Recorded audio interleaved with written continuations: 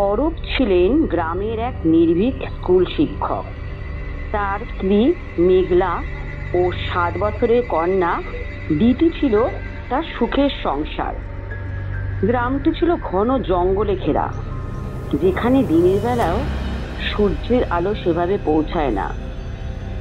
গ্রামের এক প্রান্তে একটি পুরনো বনভূমি ছিল, যেটি নিয়ে নানান রহস্যময় গুজব প্রচলিত।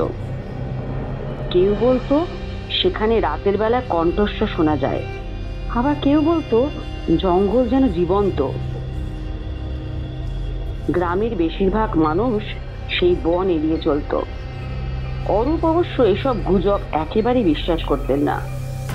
তিনি সবসময় যুক্তিবাদী ছিলেন, কিন্তু তিনি জানতেন না সেই জঙ্গল যে তার জীবনের মোড় ঘুরিয়ে দেবে এবং তাকে এমন এক রহস্যের মুখোমুখি দাঁড় করাবে যা তিনি কল্পনাও করতে পারেনি। গ্রামের ধনী ব্যবসায়ী রবিন বাবু একদিন গ্রামে একটি বৈঠক ডাকলেন। তিনি ঘোষণা করলেন যে পুরনো বনভূমিটি তিনি কিনতে চান এবং সেখানে একটি আধুনিক রিসর্ট তৈরি করতে চান। গ্রামের তাতে উন্নয়ন হবে, কর্মসংস্থান হবে। রবিন বাবু আত্মবিশ্বাসের সঙ্গে কথাগুলো বললেন। অনেকেই এই প্রস্তাবে রাজি ছিল, কিন্তু কিছু বয়স্ক মানুষ আপত্তি করল।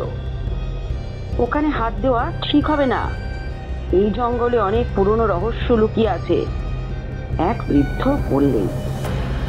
অরূপ তখন হেসে বললেন, এসব পুরোটাই গুজব, উন্নয়ন থেমে গেলে গ্রাম পিছিয়ে পড়বে। রবীনবাবুর পরিকল্পনা শুরু হলো। বনভূমিতে মাটি কাটার কাজ শুরু হতেই গ্রামের পরিবেশ বদলে গেল। রাতে মানুষের ঘুমে ভাঙন ধরল। অদ্ভুত আওয়াজে মৃত্যু যন্ত্রণার কান্না, হাসি আর চিৎকার। কিছু নির্মাণ কর্মী রাতের অন্ধকারে ছায়ামূর্তি দেখার কথা বলল।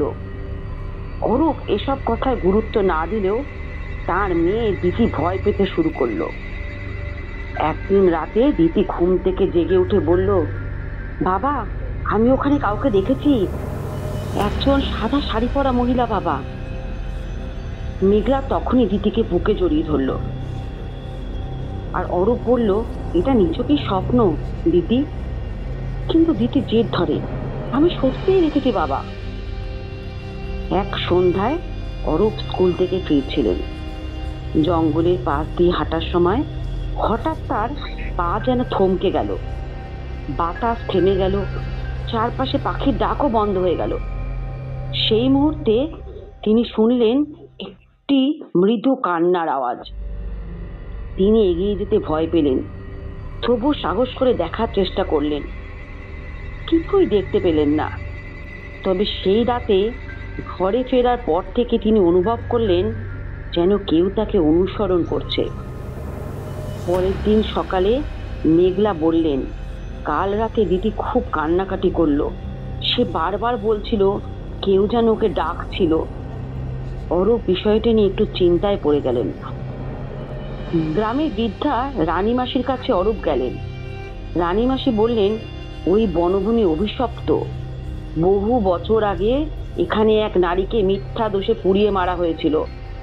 তার নাম ছিল, গ্রামবাসীরা বলেছিল সে এক ডাইনি। রানীমাসি জানান, শ্রীমতীর আত্মা এখনো প্রতিশোধের অপেক্ষায় আছে।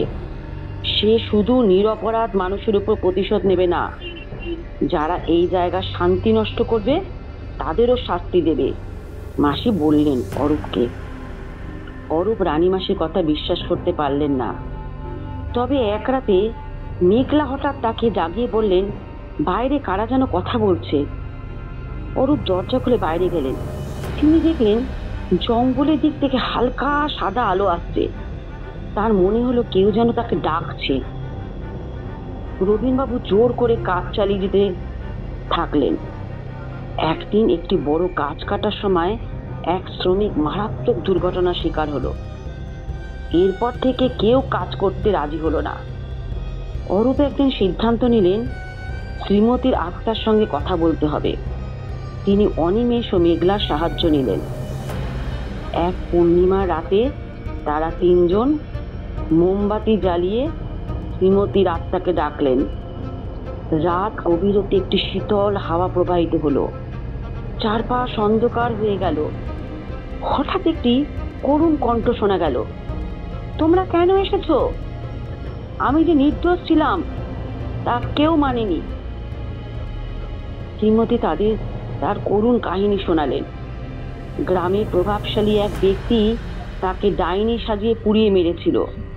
তার দোষ ছিল তিনি অন্যায় প্রতিবাদ করেছিলেন। অরূপ এগুলো শুনে প্রতিশ্রুতি দিলেন, শ্রীমতী যে নির্দোষ সে তা প্রমাণ করবেই। তিনি গ্রামবাসীদের সঙ্গে আলোচনা করলেন। রবীনবাবু বুঝতে পারলেন প্রকৃতির সঙ্গে লড়াই করে কিছু লাভ হবে না। রবীনবাবু রিসর্ট তৈরির পরিকল্পনা বাতিল করলেন। বনভূমিকে সংরক্ষিত এলাকা ঘোষণা করা হলো। সেখানে একটি স্মৃতিফলক বসানো হলো, যেখানে লেখা ছিল, শ্রীমতীর প্রতি শ্রদ্ধা, এক নিরপরাধ নারীর আত্মত্যাগ। কিন্তু গল্প এখানেই শেষ নয়। দ্বিতীয় একদিন গভীর রাতে মেঘলার কাছে গিয়ে বলল, মা, শ্রীমতী মাসি বললেন বাবা ওর সাহায্য করেছে বলে উনি খুব খুশি, কিন্তু এখনো নাকি কেউ শাস্তি পায়নি। মেঘলা আতঙ্কিত হয়ে জিজ্ঞাসা করলো, কি বলছিস তুই? দিতি জবাব দিল, মা, মাসি বলল গ্রামের সেই লোকগুলো এখনো বেঁচে আছে, ওর প্রতিশোধ এখনো শেষ হয়নি। অন্ধকারে যেন নতুন করে ভয় ফিরে এলো। অরূপ বুঝলেন শ্রীমতীর প্রতিহিংসা সত্যি চিরতরে শেষ হয়নি।